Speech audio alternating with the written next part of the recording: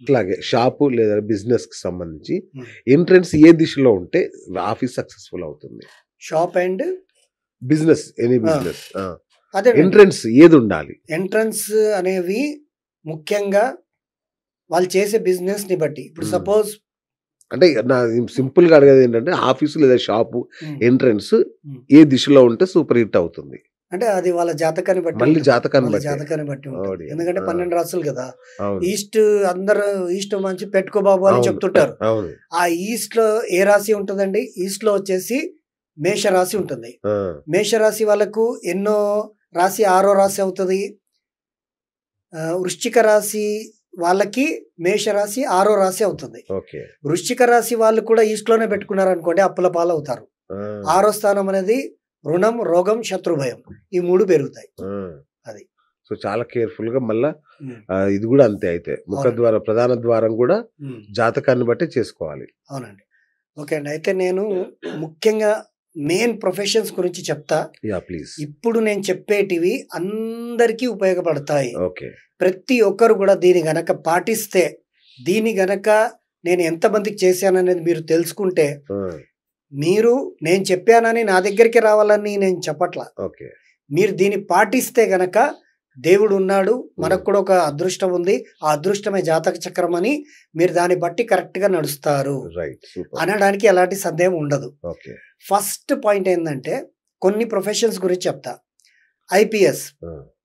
IPS చదివి ఐపీఎస్‌లో వాళ్ళు నెగ్గాలనుకున్న వాళ్ళకి ఇంట్లో వాళ్ళకి ఏ ప్లేస్ బలంగా ఉంటే వాళ్ళు ఐపీఎస్ అవుతారు ఆ!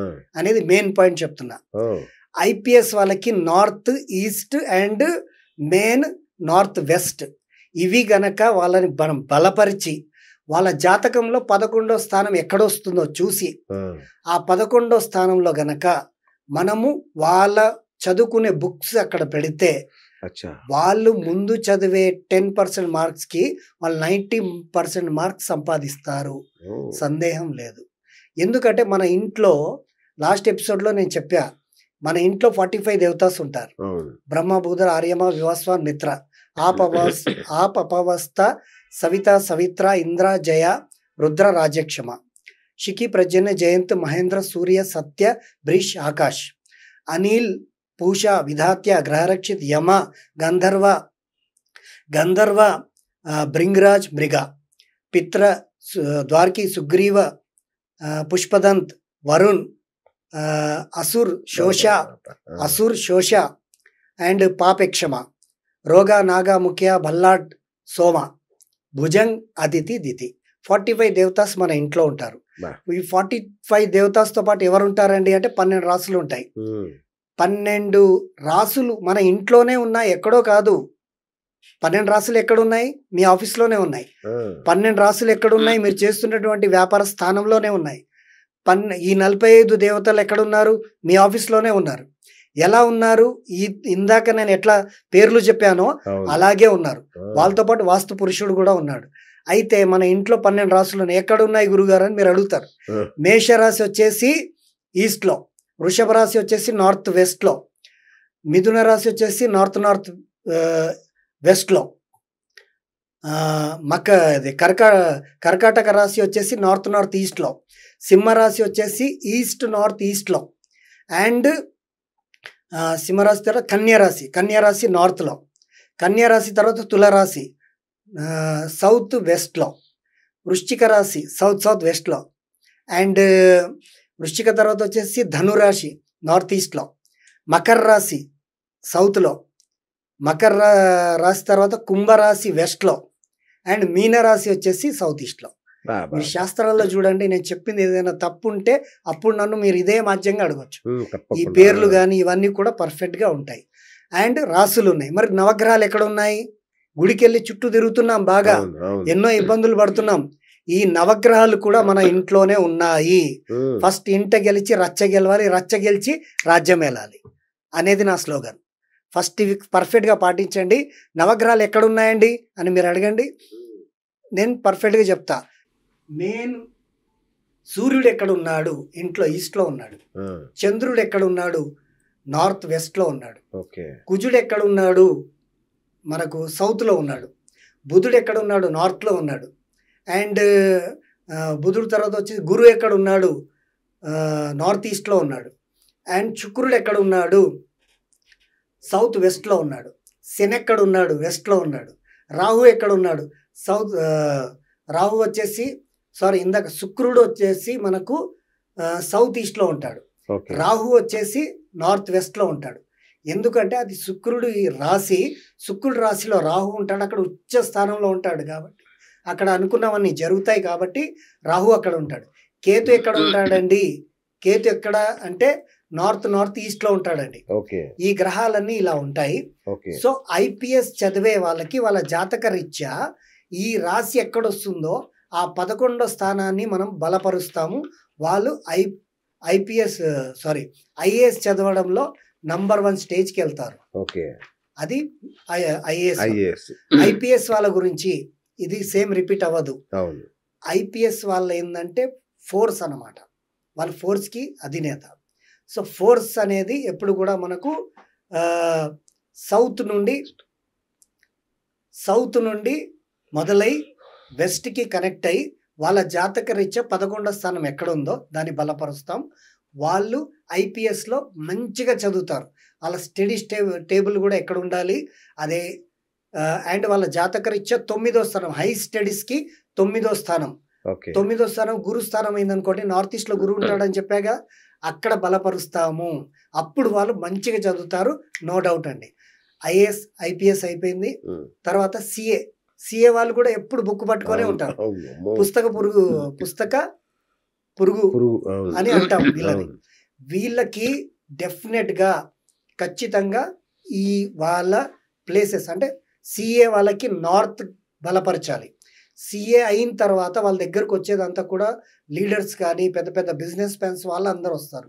కాబట్టి వాళ్ళకి నార్త్ అండ్ ఈస్ట్ వాళ్ళ జాతకంలో 9వ ప్లేస్ అండ్ 11వ ప్లేస్ ఇంట్లో మనం యాక్టివేట్ చేస్తే వాళ్ళు నంబర్ 1 అవుతారు. ఐఏఎస్ ఐపీఎస్ సిఏ అయిపోయింది. తర్వాత డాక్టర్ వృత్తిలో ఉన్న వాళ్ళకి చెప్పాలంటే ఒక మంచి విషయం చెప్తాను. ఒకనొక కొన్ని సంవత్సరాల కింద నాకు ఒక కాల్ వచ్చింది. హలో సమృద్ధి వాస్తవం అండి అంటే, అవునండి నేను సమృద్ధి అంటే, రైట్ అండి నేను ఫలానా నేమ్, ఆమె మనం వాళ్ళ కొన్ని పర్సనల్ చెప్పకూడదు, ఫలానా నేమ్ నేను డాక్టర్నండి అని అంది. అంటే చెప్పండి మేడం అని. అంటే నాకు ఈ వాస్తు ఇవన్నీ ఏం నమ్మకం లేదండి, బట్ గత కొన్ని రోజులుగా నాకు చాలా ప్రాబ్లం పెరిగింది, మీరు ఒకసారి మా హాస్పిటల్కి వచ్చి చూస్తారా అని అడిగారు. డెఫినెట్లీ మేడం, మీరు నమ్మండి నమ్మకపోండి, మా డ్యూటీ మేము చేయాలి, ఎవరి వృత్తి వాళ్ళు చేయాలి. కాబట్టి నేను ఈ మంచి రోజు వస్తానండి అని చెప్పి వాళ్ళ హాస్పిటల్కి విజిట్ అయిన తర్వాత ఆమెను అడిగా, మేడం మీరు దేంట్లో స్పెషలిస్ట్ అని చెప్తే అక్కడికి వెళ్ళగానే కనిపిస్తుంది అంతా చిన్నపిల్లలు అంతా. గైనకాలజిస్ట్ ఆమె గైనకాలజిస్ట్ డాక్టర్ గారు. సో గైనకాలజిస్ట్ అయ్యి ఉండి ఆమె క్యాబిన్లో మనకు ఆఫీస్లో కూర్చున్న తర్వాత ఆమె డేట్ ఆఫ్ బర్త్ చూశాను నేను. చూసిన తర్వాత ఆమె ఇంకా గత కొన్ని రోజుల్లో పెద్ద లిటిగేషన్లో ఇరుక్కుపోయే ఛాన్స్ కనిపించింది. నేను ఆ జాతకం చూసి, మీరు ఇంతకు ముందే ఒక 2 లిటిగేషన్స్లో తప్పించుకున్నారు మేడం అని చెప్పాను. ఆమె కొద్దిగా కళ్ళల్లో నీళ్ళు తెచ్చుకొని, శర్మ గారు మీరు నమ్ముతారో నమ్మరో, నేను గైనకాలజిస్ట్ పనిచేస్తున్నా అంటే ఒక తల్లి పని చేస్తున్నాను, ఏమైందో సడన్గా తెలియదు కానీ ఈ సంవత్సరాల నుండి నా దగ్గరకు వచ్చే క్లయింట్స్ అందరికి కూడా కన్సీవ్ అవ్వట్లా. నేను ఎన్ని మందులు ఇచ్చినా ఏం చేసినా కన్సీవ్ అనేది అవ్వట్లేదు. ఈ ప్రాబ్లమ్స్ ద్వారా నేను మెడికల్ వాళ్ళ దగ్గర నుండి చాలా కాస్ట్లీ తీసుకొని వాళ్ళకి రిఫర్ చేసినా కూడా అది ఫెయిల్ అయ్యి కొన్ని రియాక్షన్ అయ్యి ఫస్ట్ వాళ్ళ గొడవకు వచ్చారు. అది అయిపోయింది. నేను నమ్మే ఆమె దత్తాత్రేయ స్వామి భక్తులలా, ఆమె ప్రతి పౌర్ణిమకి చేసుకుంటా, నేను ఏది నమ్మని అంటది ఆమె. దత్తాత్రేయ స్వామిని ప్రతి పౌర్ణిమకి నేను వెళ్ళని టైంలో నేను ఇంట్లో పూజ చేయించుకుంటా అని ఆమె అలా ఉంటుంది అనమాట. 2వ లిటిగేషన్ జరిగినప్పుడు నాకు చాలా భయం అయింది. వాళ్ళకి ఇష్టం వచ్చినట్టు నాకు మాటలు మాట్లాడి నా మనసు ఇరగొట్టేలా చేశారు. ఇంత డబ్బులు ఎందుకు తీసుకున్నాడు, ఆ డబ్బులు కూడా రిటర్న్ ఇచ్చేసాం మేము. గత ఈ కొన్ని రోజుల నుండే మాకు జరుగుతుంది. ఎందుకు మీరు చెప్పండి అంటే, నేను ఇది మీకు ఓపెన్‌గా ఎందుకు చెప్తున్నానంటే, మీరు 2 లిటిగేషన్‌లు జరిగాయని నా జాతకం చూసి కరెక్ట్ చెప్పారు. కాబట్టి నేను ఓపెన్‌గా చెప్తున్నా. నా దగ్గరకొచ్చి ఎట్లా ఓపెన్‌గా చెప్తారో, మీరు కూడా గురువుగారు అన్న భావనతో ఓపెన్‌గా చెప్తున్నా. ఈ విధంగా నాకు జరిగిందండి. మరి దీనికి మీరు కరెక్ట్ సొల్యూషన్ చెప్తే, నేను మీకెప్పుడు కూడా మీకు రుణపడి ఉంటానండి అనంటే, మేడం మీరు నాకు రుణపడడం ఏంటి? మీరు ఈ సృష్టిలోకొచ్చింది ఎంతోమందికి జన్మనివ్వడానికి, ఎంతో ఇవ్వడానికి, దానికి మించిందేముంటది? సో, ఎవరి విద్య వాళ్ళదే. నేనిప్పుడు గురుస్థానంలో ఉన్నాను కాబట్టి, నేను మీకు బెస్ట్ రెమెడీ చేస్తా. ఆ బెస్ట్ రెమెడీ అంటే ఏంటంటే, ఇంతకుముందు 45 దేవతాస్ పేర్లు చెప్పాను కదండీ! దాంట్లో ఒక దేవత పేరు ప్రజన్య. ప్రజన్య అంటే భగవంతుడు జననించే వారి కోసం ఆయన నిర్మించాడు. కన్సీవ్ అవ్వాలి, కణాలు కలవాలి అంటే మన 45 దేవతల్లో ప్రజన్యుడు ఉన్నాడు. ఆ ప్రజన్యుడు గనక మనకు డిసప్పాయింట్ అవుతే వీళ్ళకు కన్సీవ్ అనేది అవ్వదు. ఓకే. రెండోది మేడం జాతకంలో అస్సలు బ్యాడ్ నడుస్తుందన్నమాట. రాహులో కేతు నడుస్తున్నాడు. ఆమె గురు, ఆమె లగ్నానికి అధిపతి గురు. ఆమెకి రాహు వచ్చాడు, రాహులో కేతు వచ్చాడు, కేతులో శని కూడా వచ్చాడు. ఈ 3 కూడా డిఫాల్ట్ అయిపోయాయి. ఆమెకి లిటిగేషన్ పడిపోయింది. సో నేను ఈ చెప్పిన మీరు చేసుకుంటారా మేడం అని అడిగాను. 100% చేసుకుంటామండి అని చెప్పినప్పుడు, ఆమె జాతక రీత్యా ఎక్కడైతే రాహు ఉన్నాడో రాహు పవర్ని ఆమె హాస్పిటల్లో తగ్గించాను. ప్రజన్యుడి పవర్ని మేము బూస్ట్ చేశాం. అండ్ డెలివరీ సెక్షన్ కూడా ఎక్కడ పెట్టాలనేది అక్కడ నుండి మార్చి అక్కడ పెట్టించాం. డెలివరీ సెక్షన్ని ప్రజన్యుడి ప్లేస్లో పెట్టాం. పెట్టిన తర్వాత ఆమె ఇంట్లో డోర్ బ్యాలెన్స్ చేశాం. ఆమె డోర్ కూడా టోటల్లీ యాంటీగా ఉందన్నమాట. అందుకే నేనంట ఇంట గెలిచి రచ్చ గెలవాలి, రచ్చ గెలిచి రాజ్యం వెళ్ళాలని. సో ఇంట్లో నుండి బయటకు వచ్చేటప్పుడే ఆ డోర్ ఎఫెక్టే ఇంత స్థితికి దారి తీసింది. ఆ డోర్ బ్యాలెన్స్ కూడా చేసిన తర్వాత జస్ట్ ఒక 8-9 months తర్వాత ఆమె నాకు కాల్ చేసింది. శర్మ గారు, వీఆర్ విన్ అండి, నేను మిమ్మల్ని నమ్ముతా. సూపర్. నాకు మీరు చేసి వెళ్ళినప్పటి నుండి కన్సీవ్నెస్ అనేవి పెరిగాయి. మా హాస్పిటల్కి మంచి రివ్యూస్ వచ్చాయి. 4.5 రివ్యూ మాకు వచ్చిందండి. ధన్యవాదాలండి. మీరు ఎప్పుడు వస్తారు చెప్పండి, లేదా మీ ఆఫీస్కి మేము వస్తాం అని చెప్పేసి వాళ్ళు ఏం చేశారు, ఏమిచ్చారు, ఎలా అది అవన్నీ చెప్పుకుంటే పొగడతలు అవుతాయి. మేము చెప్పమండి అవి. జస్ట్ మేము చేసామని చెప్పాం. డాక్టర్ గారికి ఇలా వాస్తు చేస్తాం. ఆమె గైనకాలజిస్ట్ కాబట్టి అలా, డెంటిస్ట్ కి ఇంకోలా, తర్వాత కార్డియాలజిస్ట్ కి ఇంకోలా, ఎవరికి ఎక్కడ పెట్టాలన్నది భగవంతుడు వారి జాతకంలో ఇచ్చారు. అది చేస్తాం. అది అయిపోయింది. తర్వాత వచ్చేది యమధర్మరాజు, లాయర్లు అడ్వకేట్ అనే వాళ్ళు ఎవరితోటి వాళ్ళు మాట్లాడుకొని ఒప్పించుకొని వాళ్ళ జీవనాధారం నడిపించుకుంటున్నారంటే డైరెక్ట్గా వాళ్ళు యముడితోటే మాట్లాడుతున్నారు. జడ్జి అంటే ఎవరండి? యమస్థానంలో ఉన్నటువంటి యమధర్మరాజు. ఈరోజు భారతదేశంలో, ప్రపంచంలో ఉన్నటువంటి జడ్జిలందరూ కూడా యమధర్మరాజు అనుగ్రహంతో వాళ్ళు జడ్జెస్ అయ్యారు, జడ్జెస్ అయ్యారు వాళ్ళు. ఆ యముడి స్థానంలో వాళ్ళు ఉన్నారు. యమ అంటే యమ కాదు, యమ ధర్మరాజు. ఆయన ధర్మానికి అధిపతి.